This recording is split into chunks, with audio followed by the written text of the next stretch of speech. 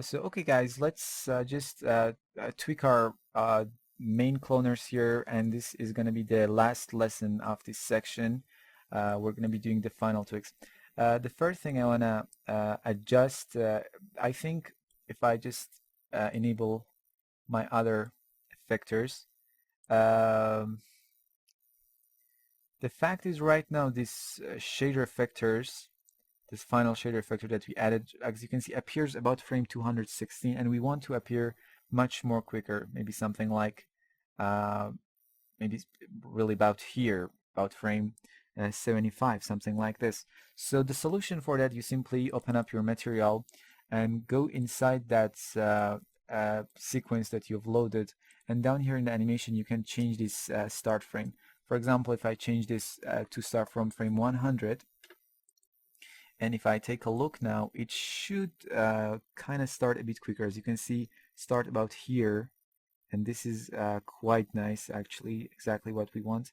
And we get this nice complex motions, which I think is exactly what we want.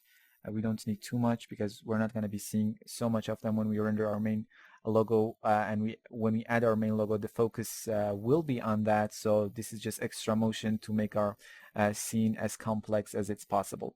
So this is the first movement, and finally I want to add an overall noise to randomize our whole movement. So let's get back here to maybe uh, let's see, somewhere maybe around here, and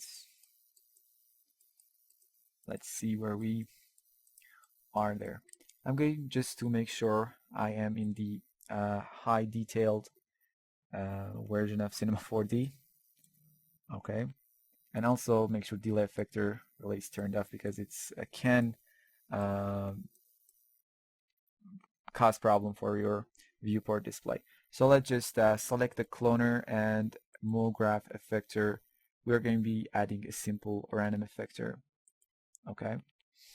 Now this is so dramatic. Let's put the random effector down here and add it to the layer.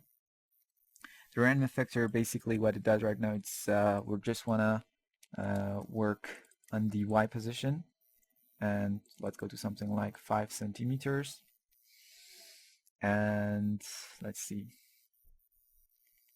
go to the cloner user data tab and make sure the proxy is unchecked so we get the final image here, and also change the shading to quick shading so we have a basic idea of what's going on.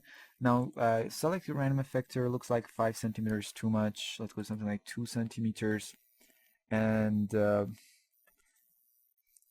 even though 2 centimeter, I really want just a little touch of randomization here, and I think it really gives it to us. And what I want to do is make sure my mode is set on noise, and I have a really slow animation speed. Let's go to something like 10% here, and okay, let's see what this noise effector does by itself. Just going to my loud detail, and we're going to be taking a look at that. And this little movement, I think, will pay off finally in our final render to have this sort of extra motions going on. Let's go to something like 8% here and get back to our high level of detail. And I think this is really nice. Let's me just enable the other guys here. And